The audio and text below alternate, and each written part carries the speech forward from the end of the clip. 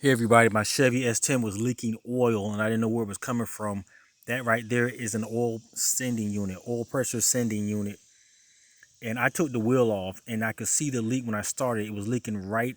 See, there's a flap here, by the way. You can take that flap out of the way, push it in, and you can see the oil leaking right out of there of the sending unit. And so I had to replace that. The oil will be leaking right there.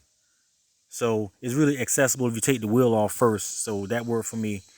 Oil was leaking right down on top of the wires and everything. So pop that out, clean it off. You're gonna have to get a special socket to take that thing off. Make sure you clean this part up.